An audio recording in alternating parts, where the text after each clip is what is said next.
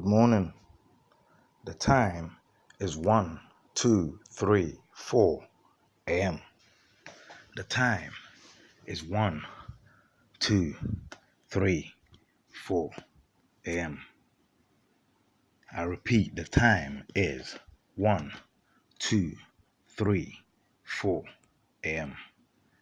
The date is the 23rd of the 1st January 2020. The day is Thursday. In Hebrew Acknowledge T993, Thursday, if the soul is born to a male, is called Yao. Like Jeremy Yao Corbin. Thursday, if the soul is born to a female, is called Ya or Yaya. Like my sister and Ya Santua. My name is Kojo. It means I'm the Monday born. In Hebrew Acknowledge, if I was a female, my name would be Adoa, and our soul's characteristics is Bajo, the calm and peaceful child. I have come to see the soul of Thursday, Yao and Ya, confrontational and aggressive, their soul's characteristics, for guidance on delivery of the statement.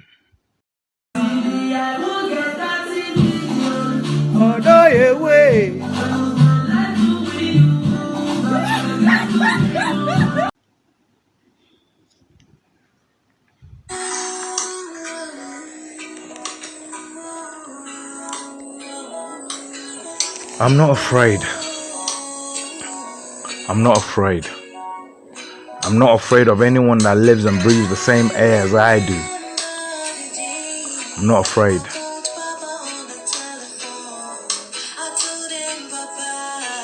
It's not that I'm not afraid to die,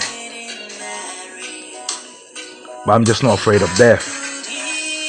Because I'm more afraid of life. Because life can do so much to me. Life can take away a leg, and I'll have to learn to live a different life, or from the beginning again. Life can take away a hand, and I have to learn.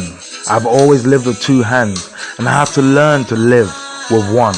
Life can take away two eyes, and I have to learn, forget everything I know, and try and learn to live a different life in order to even go back to start from where I left off differently. I'm more scared of life for what life would do to me if I do not take care of life. You see,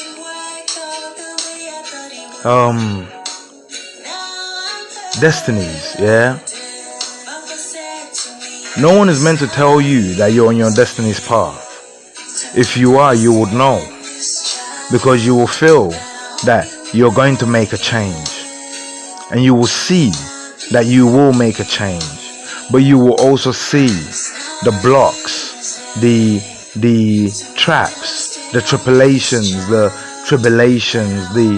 problems that you're going to face along the way. Because get this, if your destiny, yeah, fixes that which is broken, understand, that which is broken benefits another.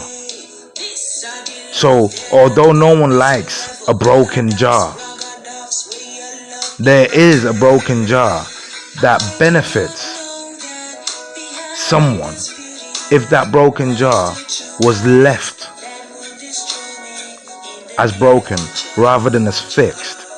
But you will find, yeah, that the pieces of a broken jar, if you took it to a stream, yeah, to fetch water, you will only fetch water for one family, not the village. You will find when that jar is fixed, now you can fetch water for the whole village. So get this, the broken jar only benefits one, he or she, or those who get the biggest part. But those that get the tiny bits that won't hold any water. But if we all put the pieces back together, then everyone will equally, get some water to drink. Listen, I told you about blocks. You see, life, we're all individuals and we all learn to navigate. Life is a navigation. We all learn to navigate around. For example, you have to learn to navigate in traffic. You have to learn, otherwise if you don't learn, you get hit by a car. Life is like that. You have to learn how to navigate in life. If you're not careful and you don't navigate well in your friendship group, your friends will take you for a dickhead and they'll do you wrong. If you're not careful and you don't navigate well in your relationship, your relationship will play you for a dickhead and you will lose, and then you will feel that nothing loves you, but you're just not a good navigator. Because you're not on the path of your destiny. Had you been on the path of your destiny, it means you'd have been in tune, and you would know where to go, where not to go, where to turn, where to carry on. So get this. One of the biggest blocks, that you're going to come across when you find yourself on your destiny's path, is actually those who love you. Those who love you the most, depending, on what your destiny is. Because get this, the person who invents, nuclear fusion, that is unstable and kills. Now that person may end up making $1 billion and think that they've achieved their destiny. But no one's destiny is meant to hurt another, because we all have a contribution to make. So if your destiny, hurts me and it prevents me from achieving mine, you probably have stopped your creation from going to the next level, because your creation did not select who it killed and who it didn't kill. And probably one of the victims of your creation is the same person that had the destiny to improve your creation, to prove that yes, you were right, but you just needed to do this tweak.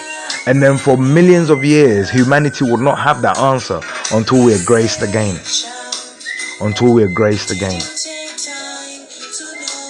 You see what I mean? We don't know anything. But get this.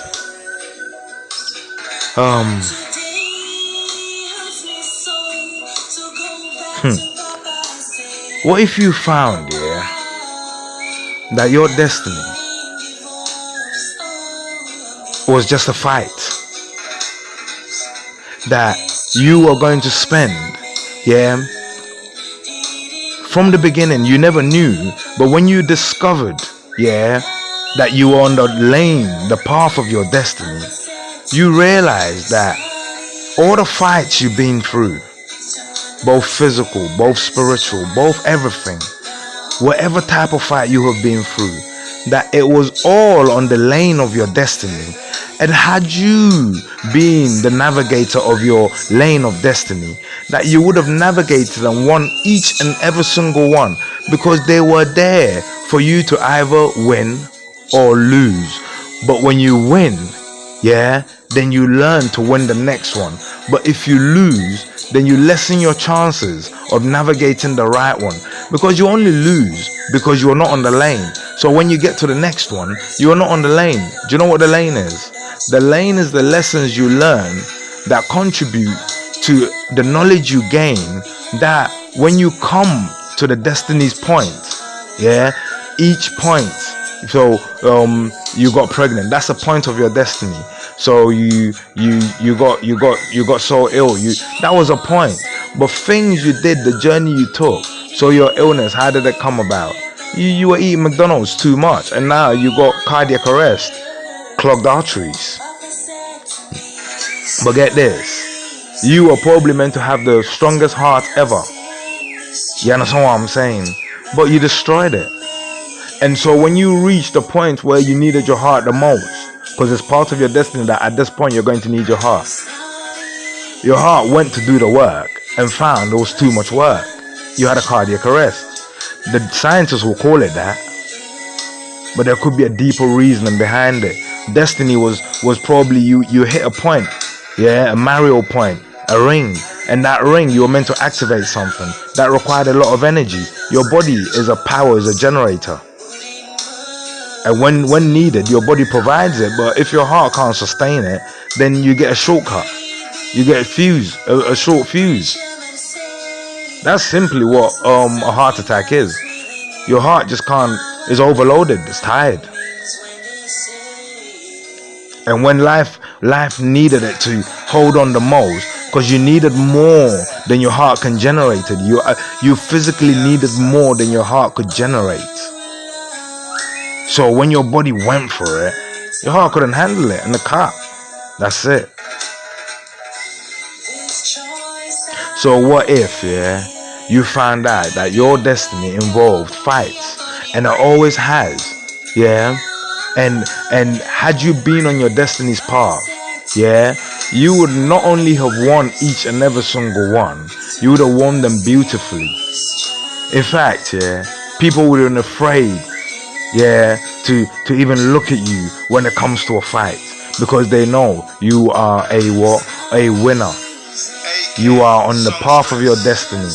And when you're on the path of your destiny, you're strong, you're strengthened against all forms. So get this, when I was 13, I had a vision. And everyone knows about this vision. All my exes, my mom, my dad, my sister. Why? Because on the day, this is what happened. This is what happened. It is true. It's good to seek advice before you go into a relationship, a marriage, anything. In my vision, that if it doesn't work, I found myself in total darkness. You see. And I was looking left and right. I was just turning, because it's in the dark. I didn't know where I was. So until we find ourselves, we could actually find ourselves in a perfect relationship and then lose it. And then all of a sudden, I was the perfect woman for him, but he doesn't. I saw she was the perfect man. What looked like she was a perfect cat's eyes. Cat's eyes. Why do I say that? You see, the cat's eyes. At night, if you look carefully, you may not see a black cat, but you will see its eyes. It is different at night. Cool. Cat's eyes. When you've discovered yourself, it doesn't mean the other had discovered themselves. And that was the only light it doesn't mean you have discovered yourself. I could see, but it wasn't a light. It was tiny.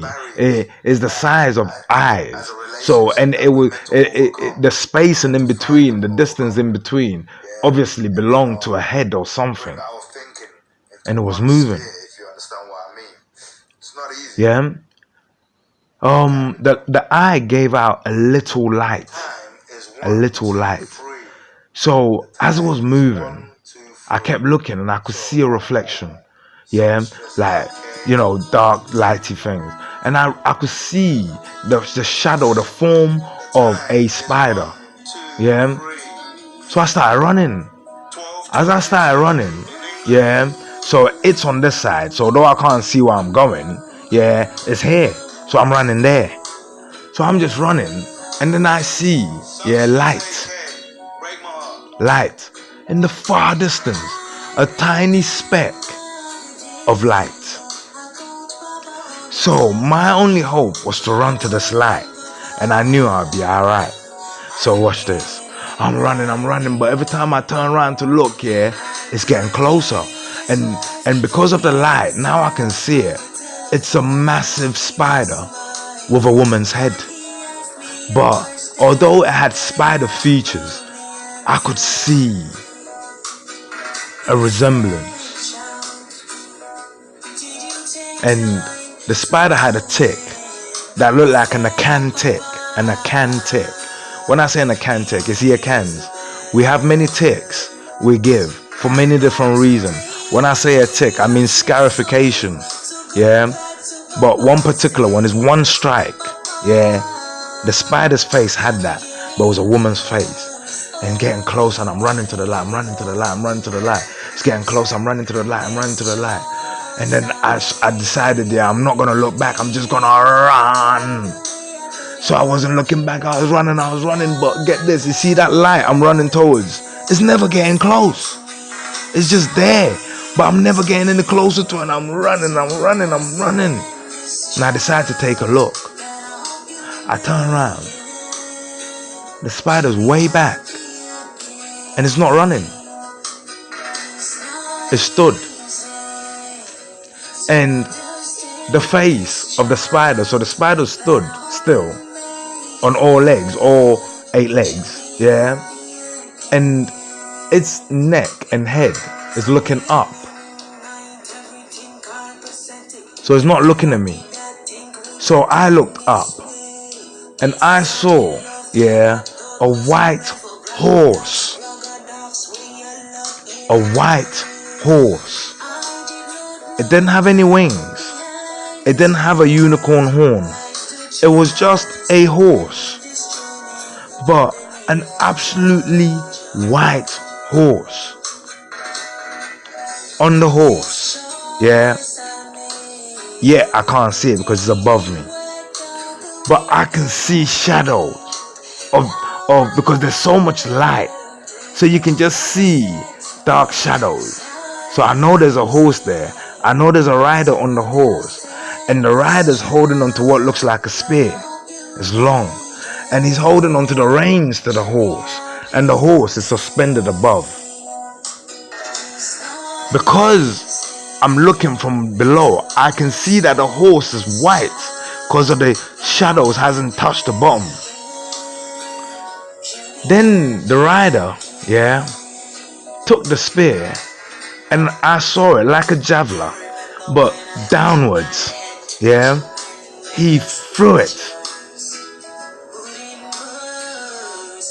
It went straight through the spider's head, straight through its body, and staked the ground. And the spider just collapsed and withered away. The rider was still up there. The spear then retracted from the ground and shot back up the same trajectory it came down into the rider's hand. And then the rider placed it along his side into what looked like a clip, which is attached to his boots. And then the horse came down. His legs were working as if it was on the ground and walking, just trotting. But as it was trotting, it wasn't going anywhere. It was coming down. It had no wings. It came down to a level where its feet did not touch the ground I was stood on. I could tell I'm still in total darkness, but with the angel's arrival next to me, yeah, there is light around me. He doesn't say a word to me. He lets go of his spear, and then he leans to the side. Then from the left hand, he passes something that he had been holding all this time, but not in his hand, but rested on his arm. So in between the cup of the elbow, on the inside elbow, rested on it. He passed it to the right in the same manner, and then came down, not off the horse, leaned, and then handed me it. It was wrapped up. It was the size of a, let's say, a small, a small size 12 shoe. Yeah, but wrapped up in many things. Yeah, okay. Wrapped up. But the wrap was funny. Yeah. Imagine if you wrapped an unk, yeah, a big unk. The shape you will get will look like a baby, but like a mummified baby, yeah. But get this, at the top of this wrap is a flap that it's obvious you're meant to lift that flap, and you can tell the golden threads that made the whole thing was made of thread that no matter how much you wrap this thing in, the right amount of everything that it needs will get to the inside. As I held it, I'm still looking at the angel because I don't know what it is. So I'm looking at the giver. Then he smiles and he stops looking at me and looks at what he has given me. So that brings my attention back to that. I look and I realize it's obvious I need to lift this bit. See, when I lifted it and peeled it back, oh my goodness. Oh my goodness. In tree, they will say, I saw a nimonyam. When I peeled I won't call it whatever it was here. When I peeled it back, what I saw that was there was what in tree, in Hebrew Iconology T99 tree, we will call it enimonyam. I saw enimonyam. In translation, what is enimonyam? Enimonyam translates as the essence of beauty. So in my hands, I held the essence of beauty. Listen, something told me that this is not a boy. Something told me that this is not a girl. But something told me this is a boy. But something told me, but this is not a boy. Why? He had the beauty of both sexes. But you can tell that's a man. But at the same time, you can tell he's a woman. He's got a woman's heart. He's gentle. He has a woman's beauty. He has a man's beauty. And his color, his complexion, golden, shimmering. His eyes, beautiful. After a while of looking, I looked at the angel and he said, he's yours. And I'm looking at him. I still haven't said a word. Then he goes, you see, when that kid comes, yeah, he will have everything, yeah, that you need, yeah, that you need for the lane of your destiny. You just have to ask him for it. When I opened my mouth, the only question that came out of my mouth was, what should I call him? And the angel said, when the time comes, you will know. I said, okay. Immediately, yeah, I woke up. See, when I woke up, so I'm talking real life here. This is what I'm telling you I saw. When this is no longer in my vision. This is what I saw. Yeah. When I opened my eyes, yeah, the ceiling was touching my nose. Listen carefully. When I opened my eyes, the ceiling was touching my nose. I got so scared, yeah, I dropped, boom. That's what I'm saying. But watch what happened.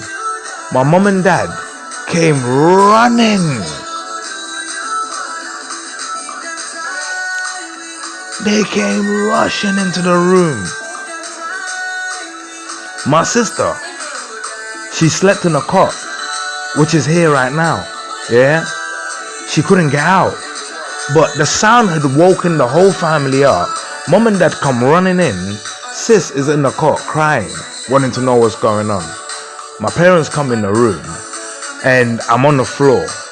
And my dad is arguing that, how can you make so much noise when you've just dropped from the bed? I was crying. So my mom sat me down. And then I told them the dream, everything. And then I told them that I didn't actually drop from the bed. That when I woke up, my nose was touching the ceiling. My parents said, let's pray. So we started praying. Immediately, this is around 3 in the morning. Immediately, the house phone starts going off. When my parents look on the little dial, on the little digital dial, they realize it's a Ghanaian number. So someone in Ghana was calling at 3 in the morning. We decided to carry on praying. We finished praying, my parents put me back to bed. We went to bed in the morning, I woke up. But around 8, 9, my parents decided to phone the number back. And they found out a family member, a woman, had died. From my dad's side. So she died that night. So they were basically calling that night to alert Ebusua Penny and Ebusua family that someone passed during the night. But she didn't pass straight away. In the night when they were calling, she was basically suffering and she needed to go to hospital. So they were calling because obviously it's an emergency and in Ghana it's about money. But by the time we called back, the person had already passed. Every girlfriend I met, I told this vision to. And we all laugh about it. But get this. As I was growing up, all my friends liked all types of cartoons. And you see me, I only liked one. It's a cartoon called Franklin and Friends. And how did I get to like it? Franklin is a turtle. And he takes life very easy. He's very relaxed. But get this, he's very fair. Why? If 2 of his friends are fighting, he won't take sides. He will do his best to put them together. And he's relentless in his efforts, to seek for justice. He's relentless. And he always, brightens up the place. That's how I felt whenever I saw Franklin. And that's how I wanted it to be. And then, after many girls and after many hoes and after many whatever, boom. I met a girl, innit? I met a real girl. And then boom things, One day, we decided it was the right time. I immediately said, our first child is going to be a boy. We did the test, pregnant. Immediately, I knew what his name should be. So I said, it's a boy, his name is going to be Franklin. And I was told, we don't do that. It's not right. You wait. I said, no. I've seen this kid in my vision. And I was told that when this kid comes, I shouldn't worry. His name is Franklin, is a boy. So when they decided to do bets, because in England they do bets, the weight and this and that, I said I'm not getting involved because I've won the sex already. I know 100% is a boy, and I know the name is Franklin. So let's just do this. When the time was right, we went for the scan. We've been arguing about this for time, to the point where she would say, it's kicking. She would say, it's kicking. Now say, Franklin is kicking. And this time we hadn't done the scan and we didn't know. But I knew.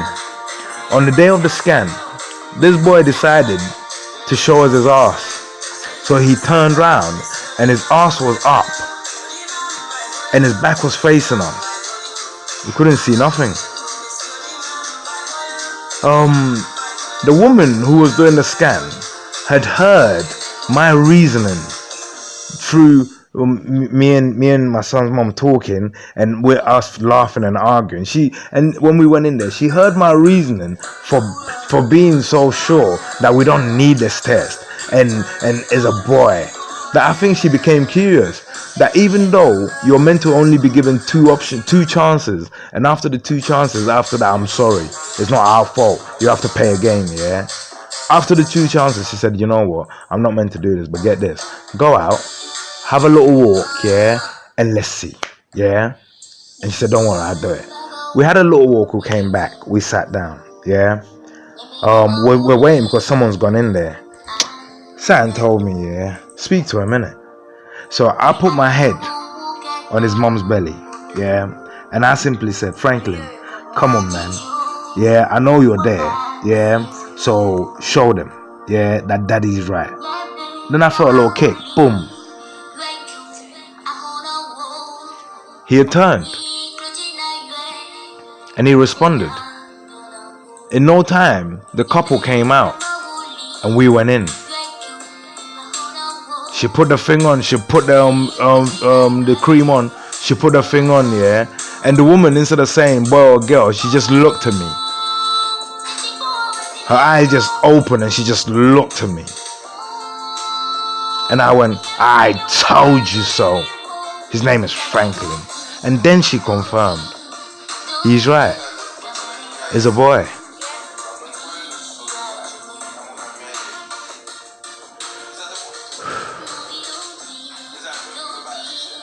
Listen, you see, at the time, yeah, I was going through so much in life, but I wasn't worried. I was going through so much in life, but I was prepared. I knew what I was going to go through. I knew what I was going to face. So I can show you the physical preparations I had made.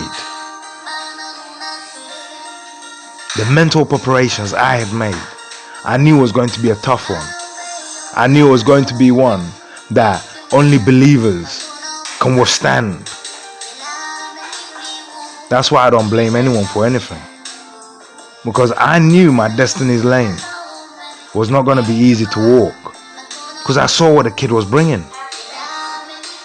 But again, before I was in touch, there was a lot of skipping and I wasn't navigating well. And I knew the bad navigation had navigated me to a corner that was going to really press down hard. But get this, I was prepared. Listen, after all, yeah, I knew exactly what my destiny's lane was. It was simply to fight. To fight you in the courtroom, to fight you in the ring, to fight you on the road, to fight you anywhere, anyhow. But to fight for children.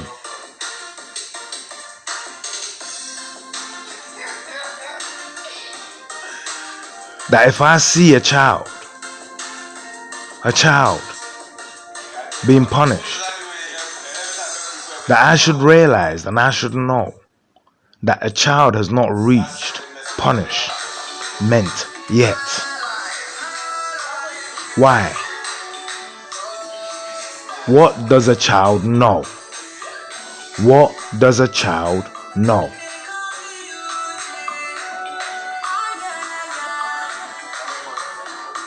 I realize it doesn't matter who you are. If you're the local policeman, the local gangster, the local president, the national president, the world president, if I can prove, yeah,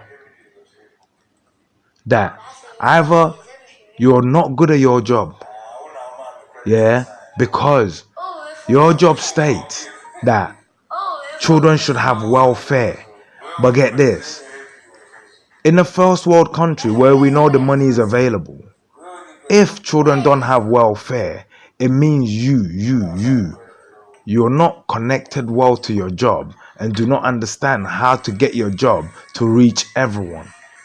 But, especially the most vulnerable, who time is a factor. We cannot wait for you to improve. So you see, it doesn't matter if you're President Putin, if they're Russian kids that are hungry, yeah? It means your management skills is weak.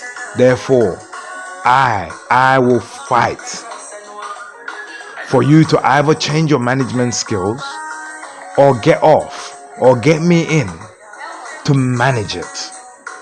Because I know the money is there. Why? Because if America pulls out 20 billion pounds worth of weapons, you pull out 40 billion.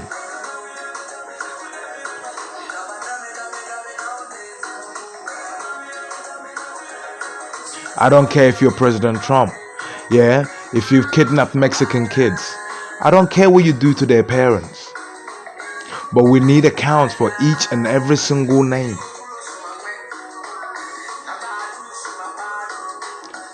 Yeah, and I'm going to fight. I don't care who you are. And let me give you the first example. There's a policeman up my road. And apparently it's said, yeah, that back in the day, he used to pull people, as a soldier, he used to pull people over with his gun outside his house and ask them, what are you doing in this area? What are you doing in this area? That mad. The other day he had a party. This guy is also the current president's minister for something. He had a party in his house the other day. A little poor kid who found himself, skipping the security and getting in, was accused of stealing $100. Remember, this is a guy who's a soldier. He knows protocol. He's a lawmaker. Yeah. When he discovered who the kid was, who had the money, he went to the kid's mom's house, grabbed the kid in front of his mom, kicked the kid in the head, kicked the kid in the body, an 8-year-old kid, booted the kid left, right and center, punched the kid, slapped the kid, and then threatened to put the kid further with a bruised and battered face and battered body, child abuse, into prison. All the adults were powerless. Why? Because it's him, innit? He's a big man, innit? He's a politician, innit? He knows better politicians. But you see, politicians, they work for me and you. They're not above me and you. They're simple and they're slaves. So knowing them does not put you above the law. But let me tell you what this guy did. He's a man of the law, and the law states that if you catch a thief, you have to follow protocol. So what he should have done, this is what apparently happened. Money went missing. They're looking for the money. One of the kids was grabbed. The kid said that guy took the money. They went, they grabbed the guy, they found the money with him, they beat him up. But get this, upon my investigations, this is what I have found. First, we started off with eyewitness statements. In the party itself, the kids, there were a group of them, poor kids who weren't invited. They skipped security and got in. They saw rich kids, dancing, and rich adults pumping money onto rich kids. Literally, the kids were dancing and having fun, and rich adults were taking money from their pockets and throwing it onto the rich dancing kids. Now, one of the rich dancing kids, picked one of the money up. Of all the money, that was there, they were all cedis. But there was one which wasn't a cedi, it was $1. Rich kids are likely to know what $1 looks like. Why? They probably see their parents holding dollars. So get this, in the money that was being thrown, there was just one $100 note, note, $100 note. Now, it was thrown into the money, and this rich kid picked it up because he knows this is valuable, and he put it into his front pocket. And then he's a kid in it. He knows the value of it. And yeah, he's playing. So he's chilling, and he happened to be chilling with the poor kids. Listen carefully. He happened to be chilling with the poor kids. One of the poor kids realized that, hold on, I don't know what that is. I know it's money though. Yeah. And he slipped it. Some of the other kids saw this happening. Yeah. He slipped it from the kid's pocket. The kid carried on playing, and he left. The rich kid left. The poor kid who took the thing, then, yeah, because there was only 3 of them there when he took it. He then walked to the other group so there were a bigger group, more than 3, but they had separated. When he took this money, he walked to the other lot, so they came together again. That's when he, in front of all these lot, took the thing he had taken, gave it to this one called Oluman, old man. He's only 8 years old, but they call him old man. He said, old man, please hold this for me, yeah, and I'll take it off you after the party.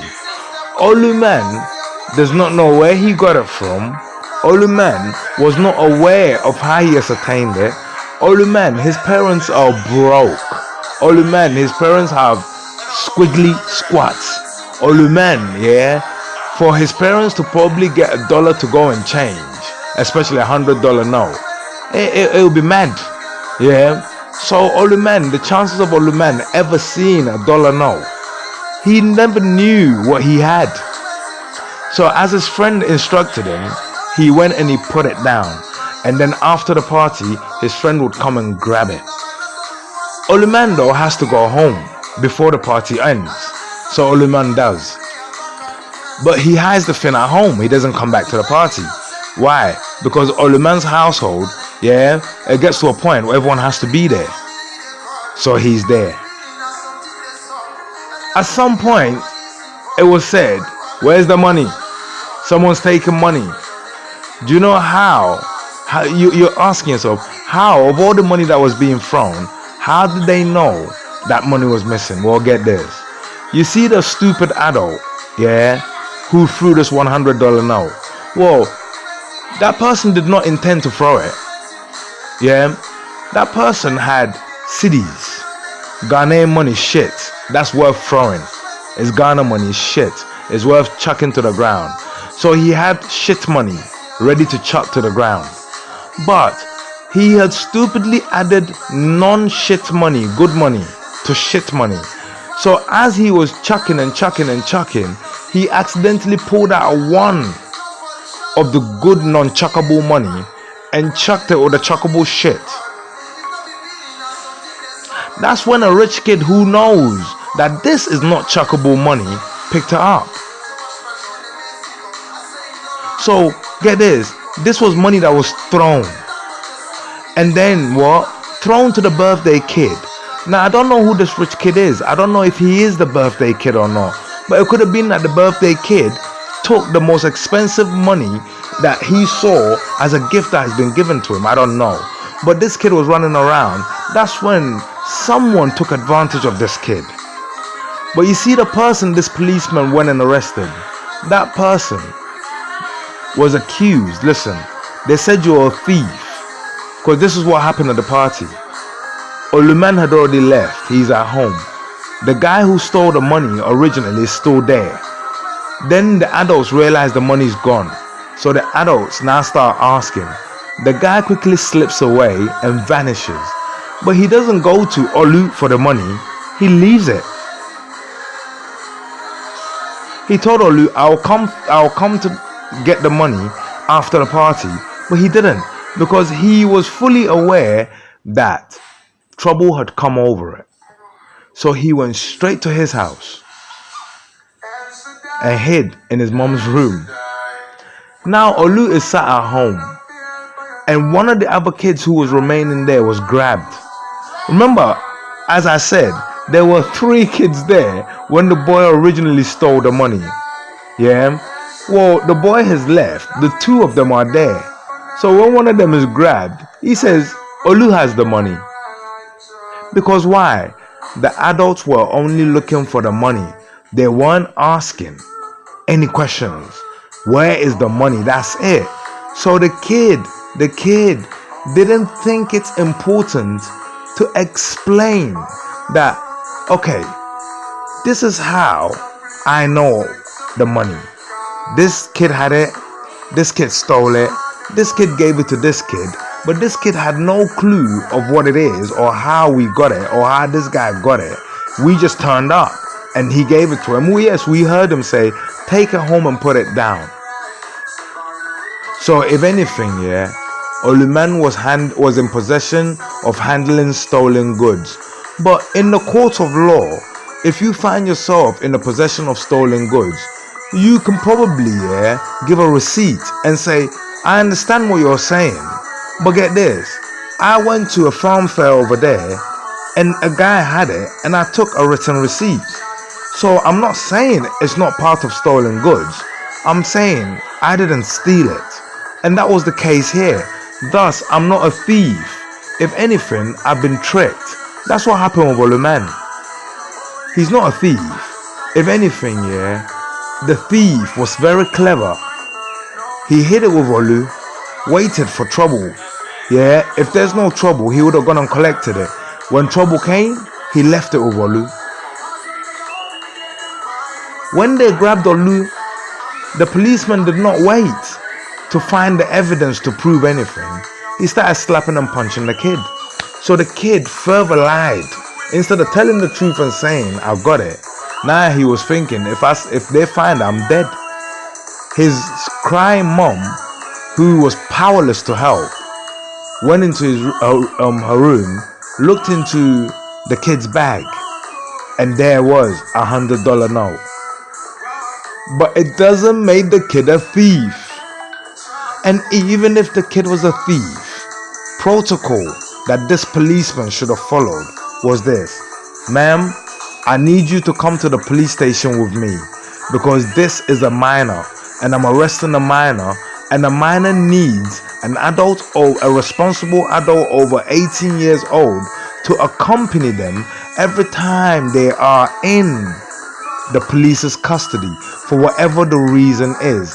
In fact, man, I could not interview this kid or do anything with this kid until an adult is present.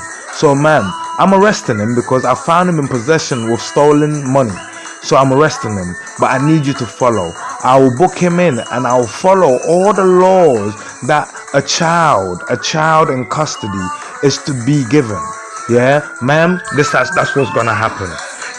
And then when he is found guilty on the evidence, when the investigation is done, so what would the investigation would have been? First would have been questioning, yo, you stole the money, because the money was stolen and it's ended up with you. No, I didn't steal it. Boom Boom gave it to me. Who's Boom Boom? Boom Boom, innit? Okay, we're going to get Boom Boom. But who knows who gave it to you? Well, Boom Boom Tings and Boom Boom Dong were there when Boom Boom gave it to me. Also, Boom Boom Tings and Boom Boom Dong will confirm that you didn't take this money and that you were stood there minding your own business and Boom Boom, brought this money to you. Yes, they will. And then they would have gone and interviewed Boom Boom Ting and Boom Boom Don, and Boom Boom Ting and Boom Boom Don would have said, yeah, we were there. Boom Boom took the money from Rich Boy, and then I was there, but I wasn't involved. We saw him do it though. But then he walked, because he wasn't going to share with us. He said, keep it for me, as in for himself. And then he innocently went and gave it to my man. We didn't take it off him because we knew where he got it from, and we didn't want any part of it. So Olu didn't take the money, but he was strict into holding the money. So it was Boom Boom, innit? So let's go and arrest Boom Boom. That is what happened here. And then Boom Boom would have been sentenced, punished, and accordingly, because Boom Boom is also a kid. Boom Boom is also a child. But instead, this man of law grabbed this kid, kicked this kid in the head, booted this kid in the ribs. That's saw the kid today. His dad is so pissed off with him. Yeah? Because everyone thinks he's a thief. No one's actually done the investigation to find out. None of the adults, because get this. He went to the house. Why did you go to the house? That's all his parents are concentrating on now. Why did you go there? If you hadn't gone there, it doesn't even matter if you're not a thief. You went to that house and now look what you brought. And now the parents don't even want to hear it. Listen, it was Saturday. This incident happened. The kid still has bruises on his face. Today. Listen, this kid was kidnapped. This kid was abused, tortured. Yeah, all his rights under the Ghanaian constitution broken. All his rights under the human rights constitution broken. All his rights under the United Nations Convention for Child Protection was broken. Every right under the sun that the law offers this kid was broken. Every law that the Bible offers this kid was broken. Every law that the Quran offers this kid and every protection was broken. Every protection the Bible offers this kid was broken. Every protection that morality offers this kid was broken. Every protection that justice covered and enshrined this child in was broken.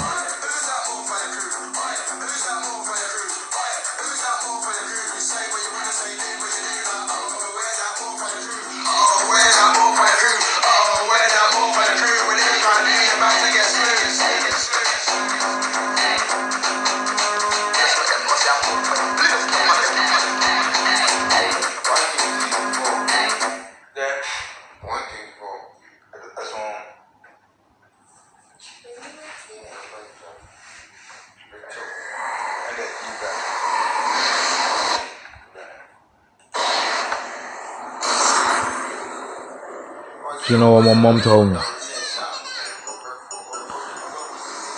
Their biggest fear is that me and Ghanaian police, get a problem. That's their biggest fear. Because my parents are fully aware that Ghanaian police, do not operate, by the law. And they know they can frame you, they can make you a target, they can do anything to you, and even political assassinations if you are political, and even if you're not, because you've annoyed them. My parents are fully aware of this.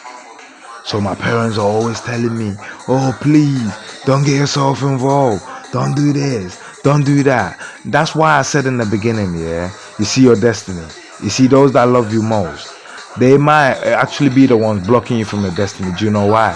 Out of love. They don't want to see pain come to you. I'm sure Mary, the Virgin Mary, did not want to see pain come to her son Jesus, even though she was aware, because she had been told.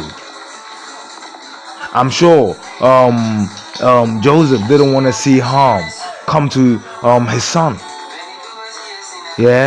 But unfortunately, Jesus was on the path of his destiny, so says the Bible. And if he was to listen to his parents, then they would have actually diverted him from the course of his destiny.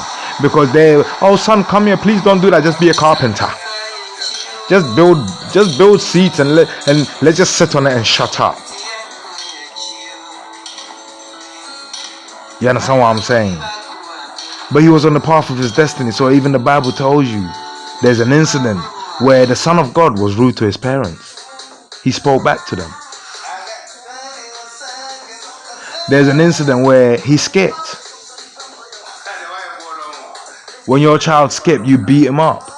But sometimes you skip to go and do your destiny's call.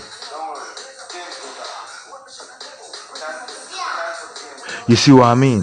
So because of the fear my parents have of Ghanaian police and the Ghanaian system and the corrupt judges and the corrupt lawyers and the corrupt soldiers and the corrupt politicians and the corrupt presidency, the corrupt everything, the corrupt system in general, yeah. They tell me, please, just put your head down. You went to do business. Just put your head down and do business. Yeah? But I'm doing the business. Yeah? And my destiny is poking at me. Why? Because if your destiny is to fight for kids, you won't be fighting for a kid that's not being beaten. You won't be fighting for a kid that's not being harmed. You won't be fighting for a kid. You understand what I'm saying? So I'm seeing that going on and I know my destiny is to stop it. And yet here I go, trying to build a business, trying to sell soaps, trying to sell cars, yeah, selling land, selling houses. These are all the things I'm doing. Selling houses, selling lands, selling cars, selling, open the shop for a boutique, yeah. Also open a shop for, just general household, general items, and we're running all these things. We're about to open a pharmacy, so we're running business. But I'm telling you, yeah, I should be happy. Why? I'm exactly where I wanted to be. I'm exactly where I've been fighting to be. To be the owner of something, to be the runner of something, to be the boss.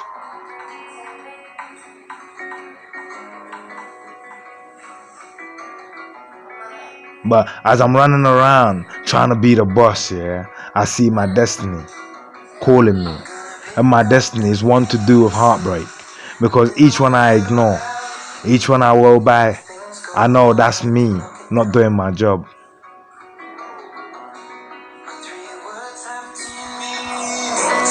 There's one thing on my mind. It's all for you.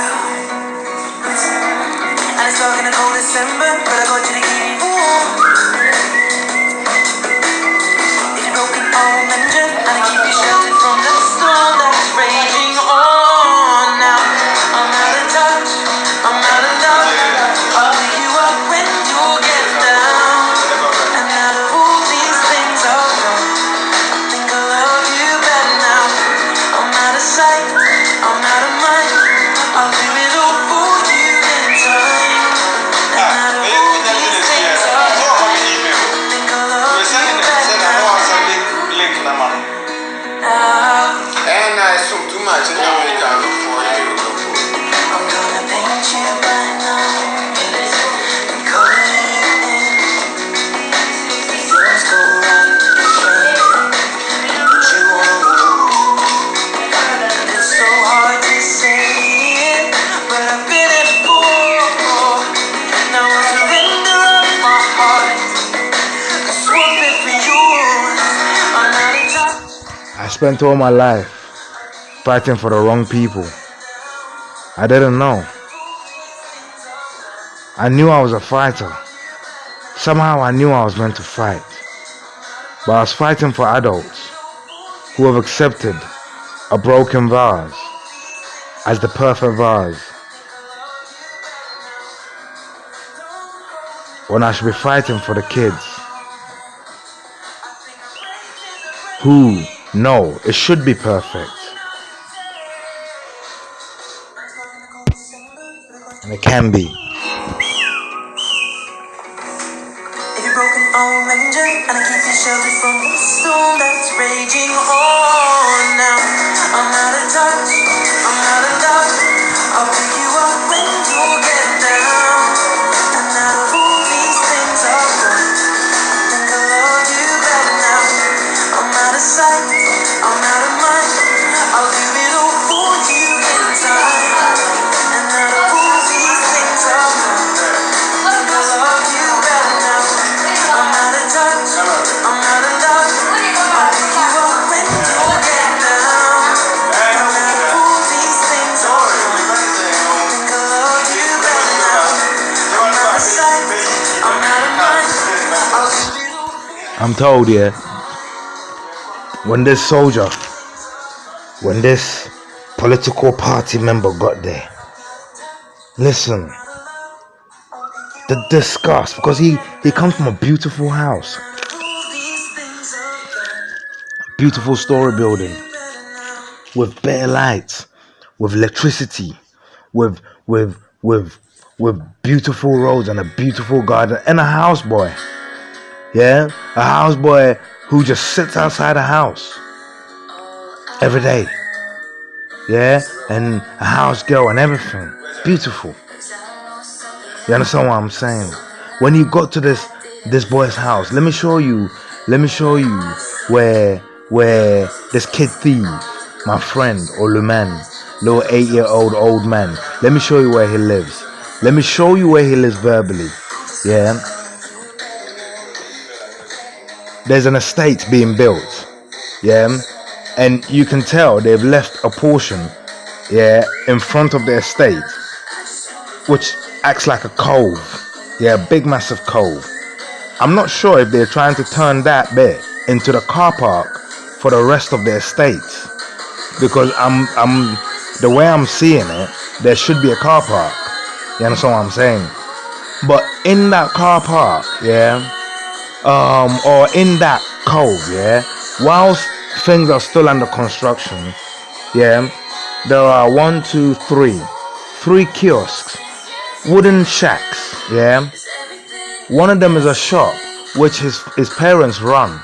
It's a little bench shop, a few sweets, a few biscuits, you know, the little things, yeah, the 1 cedi 60 pesos things, yeah, and water. They've only just got a fridge the other day, yeah, so now they're selling cold water, but a few months ago they didn't have fridge. So it's that kind. They only had a few things they put on the table outside, so it's gone up now. So behind that is a kiosk where I believe the mom and the dad stay. Behind that is an outside area where they take their showers. Yeah, yeah, and then another shack where about 8 kids, family kids, where they all sleep, boys and girls. Yeah, that's it. And then a big massive yard with building sand, yeah, in front of them, because that is also the area the builders use to store things. And basically in the past and even now, the grace the family have of living on that piece of plot is to look after that everything put there. So they're working for their little time. You understand what I'm saying? So when this rich man got to this beggar's house, yeah, I'm told the disgust on his face.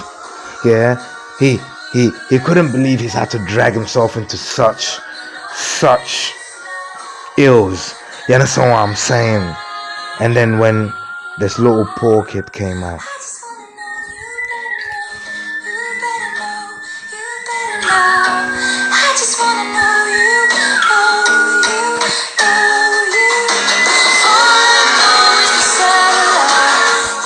you know what made me sad the most? Yeah, is the fear that came to the house that day. It affected the woman. Let me tell you why. You see me, yeah, at every angle, I'm always going to be the one that disciplines my son. At every angle, I'm always going to discipline my son for doing wrong. But I will never accept another person disciplining him, no matter what the crime is. I'll tell you why. Because get this. You see, the guy came and started beating the kid. He came so aggressive. He came so intense. He came so angry. He came, yeah. Listen. He came, yeah, to dish out punishment, innit? And when he grabbed the kid, the violence and the force scared the mom. So scared that the mom was unable to think of how to help herself and her son. And let me explain it to you.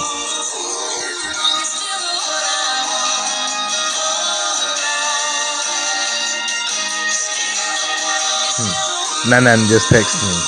Mariah, yeah? So watch this. When he started slapping the kid, yeah, the kid's mom got so scared, yeah, that she quickly rushed into the room, yeah, to look for the kid's bag, to see if she will find the money in there. And I know in her heart she was praying that it wouldn't be in there, yeah. But when she found the bag, she found it and she brought it. But if that was me, yeah, I would have said, "Son, just hold on. You're accusing my son of stealing. Yeah? I'm gonna go and search my room. He's got a bag. I'm gonna go and search the bag. Yeah? If it's in there, I'll bring it out. If it's not in there, we will search the whole place. I will discipline him and make him tell me exactly what's happened if he knows about it. But give me a minute, please. I'll go into the room, I'll find the money, I'll hide it. I'll come back and I'll argue my son hasn't stolen it. Why? Because the guy is angry. And I would have read, would I be able to defend my son physically against this angry guy? And would I even be in the right? No, I wouldn't. Why? Because my son has done the wrong. But I'm trying to save him from being, from his human rights being trampled on. And I'm trying to save myself from killing someone. So, I'll get the guy to go home with the promise that I will get to the bottom of it. You see, when the guy goes home, when everything dies down, I will take the $100, yeah, I'll put it in an envelope, I'll put a letter of apology, but I will go there ready to speak an apology. I will knock on the door and I will explain that yes, I lied to you when you came, but sir, my son, what has done has let me down so tough and I'm dealing with it, but please, here's 100 back. And this is what he tells me happened. I don't even have to go into that, but I will discipline my son myself. But the woman was so scared, she didn't think. And when she brought the bag out and took the money out, that worsened the child abuse, the kidnap, the torture, the everything. That worsened it. Because you see this man, yeah, he had turned himself into judge and jury. So he was the soldier at the scene, the policeman at the scene, the politician at the scene, and he was also the judge at the scene, and he was the punisher at the scene, and he was what? Everything at the scene. He had taken the law into his own hands. The other day it was a woman, a pregnant woman. Sorry, a woman that has just given birth, holding a baby. And she was being punched in the face while she's holding a baby. The other day, it was a trotro driver. Yeah? Because of two cities. He was slapped for no reason. They had enough, so they beat the shit out of the guy. Next thing, they catch them and beat them. They never address, the fact that when they have that uniform on, they think they're above the law. They think the law doesn't touch them. In fact, they think they're judge, jury, police, everything.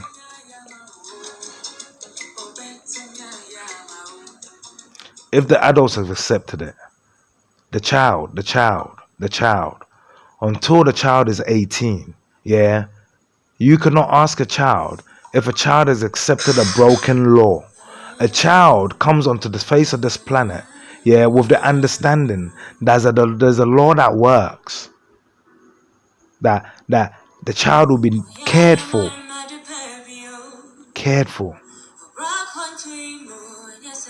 Now, when they reach 18, they become their own carers.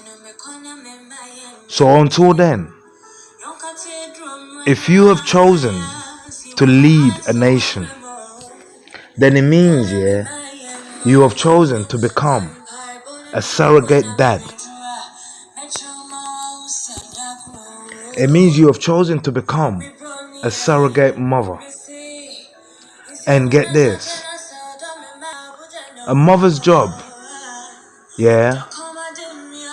is based on nothing but the welfare of the children and the household. But the children come first. So if your presidents no longer put children first, they're breaking every rule automatically. Whether you're a Christian, then they're breaking the Christian rules. Whether you're a Muslim, they're breaking the Muslim rules. But check, as divisive as all the religions are, they all agree on one thing. Kids, children, yeah? They're next to godliness.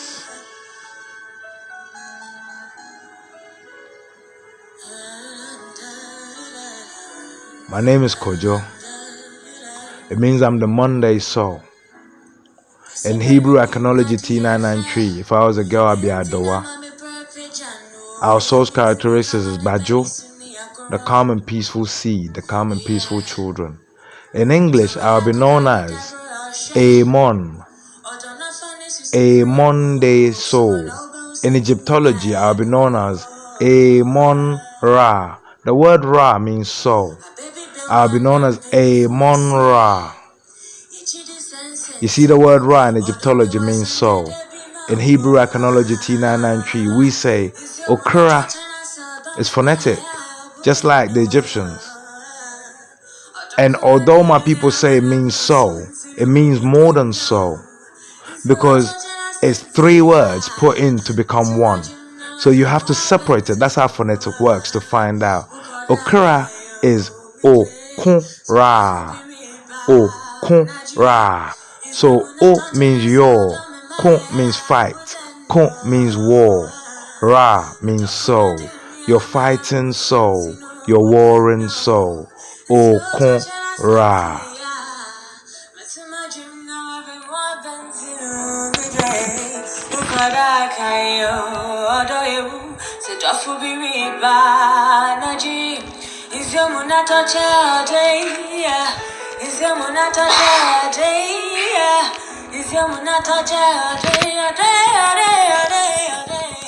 We're going to question the fabric of the Ghanaian system. We're going to question justice.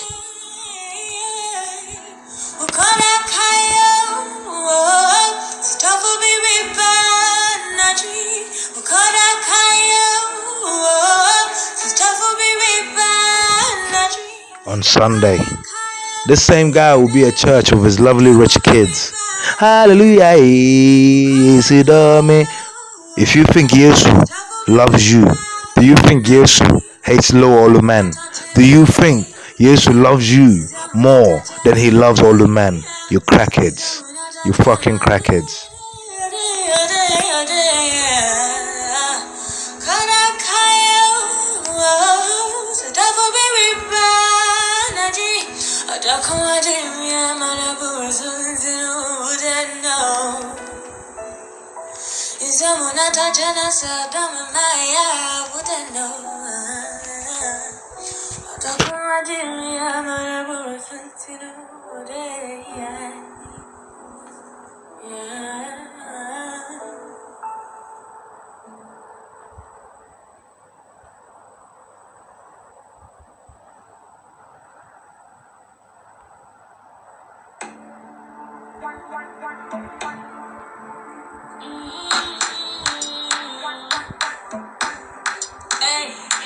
They waste my time.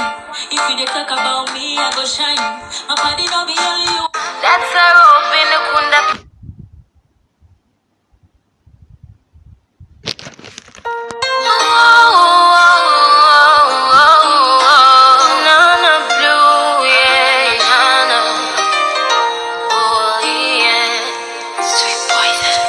Friday chapel all night, Saturday night you will clap in the area mountains, amen, shock and the Google caps in the moon.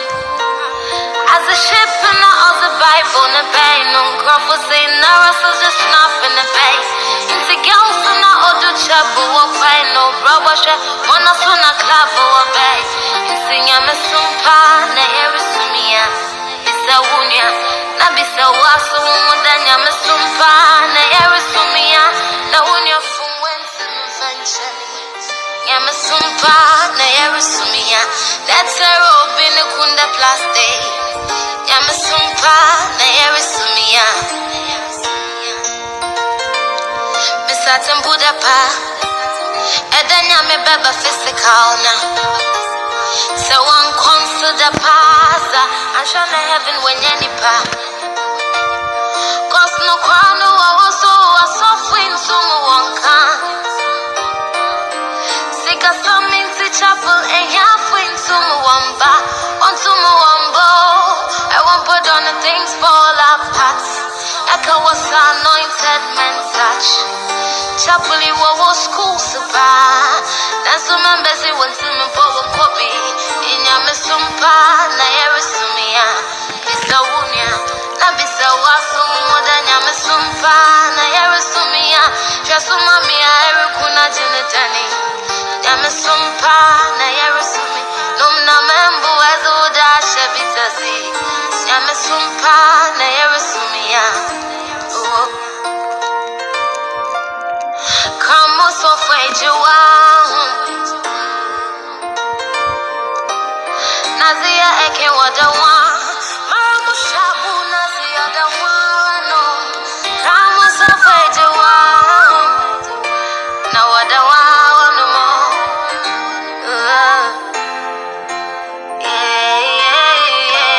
Insenya mesumpa na yerisumia. Bisa wunya. Na bisa wasu danya mesumpa na yerisumia. Na Jehovah for a ban everybody. Yamisumpa na yerisumia. Bisa wunya. Na bisa wasu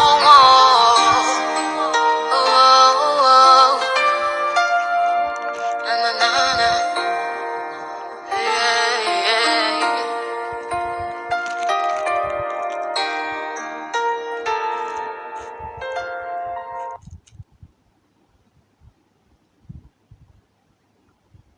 Bullshit. You get me? Bullshit. Bullshit. Telling you. It's all good.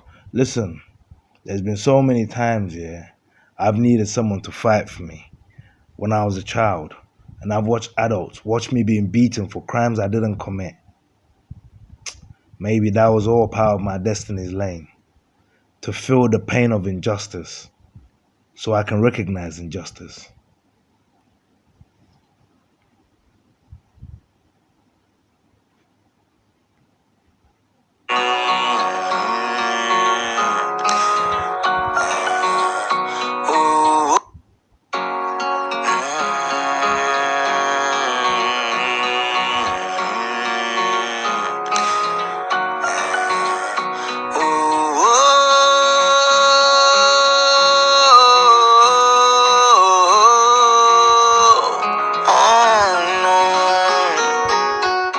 I'm just trying to make some music. I'm just trying to entertain. Some said I'm young and crazy. Some said that I'm insane. I face my struggles daily and never once complain. We might share the same culture, but we are not the same. You don't even know my story. You don't even know me. Stage is like a courtroom. Crowd is like a jury. So much bad minds surround me. Say they my friend, but they not love me. Ungrateful people me no want see. If you watch me rise and make history. Part of me say, how they be there? Jah guide and protect me anyway. I will never show them no fear. Mama hope and pray for a better day. Some me no know what me heading, but me know where me been. And all me know me never going back there again. Through music and fame, some things have to change. Mama gonna get a big house and rain. I always learn to keep my faith, even when it seems too late. Standing outside heaven's gate, hoping to God they let me in. I know I ain't perfect, no man on this earth is. So tell me why you want to fight me down, why you want me lay down underground. As I get the youth I stand alone. Forgive me for my sins, my wrongs, and let me carry on with my redemption song.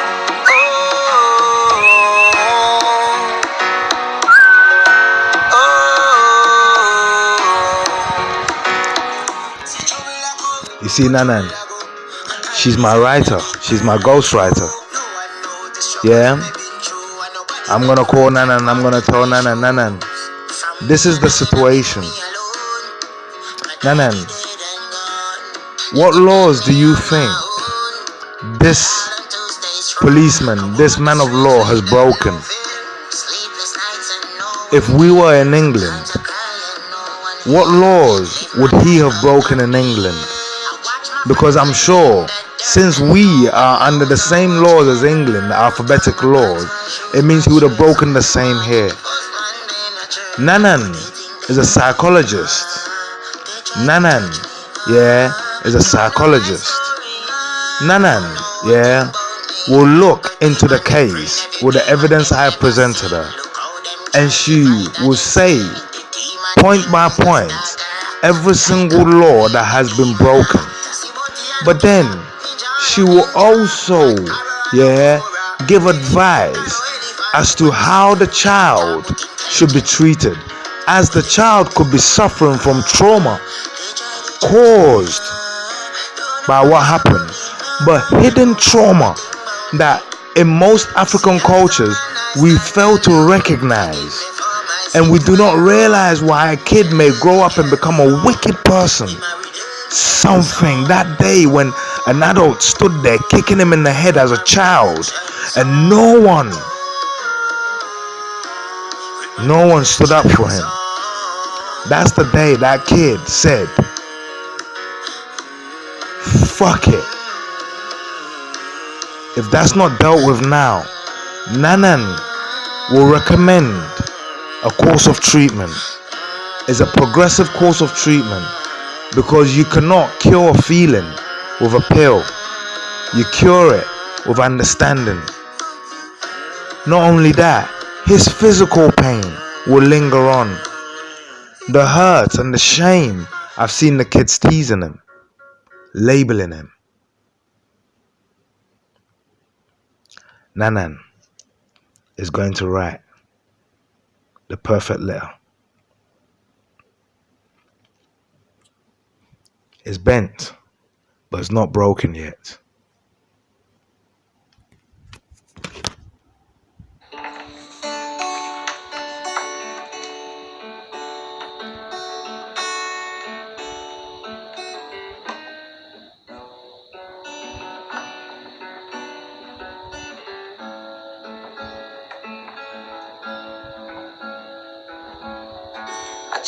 Achia ne suwe muyu Benifu wasi yesina bebu onina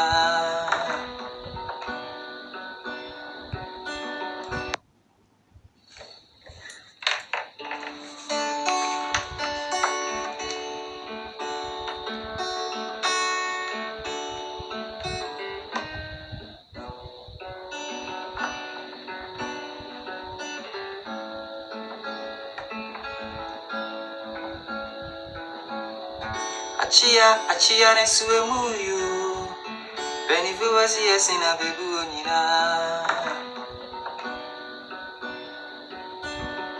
Wansum oninipo Ome ye mamini unyina Sanka faye nchiyo Enti yanko ye chiyo Raiwe wibakuwa nepu Ukambomuwa emu Enti mini unyina Yankamu na yenyomeye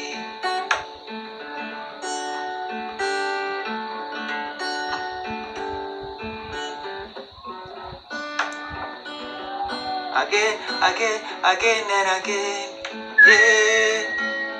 Let's make Ghana great again. We gonna make Ghana great again, you and I.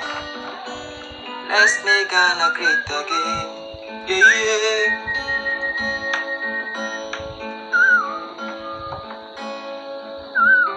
Sankafa in Chio. Good morning I need to reply back to Nanan, the ghostwriter. Night. Hello, Dad. It's me, Franklin. I just wanted to ask, when are you coming home? Because I miss you.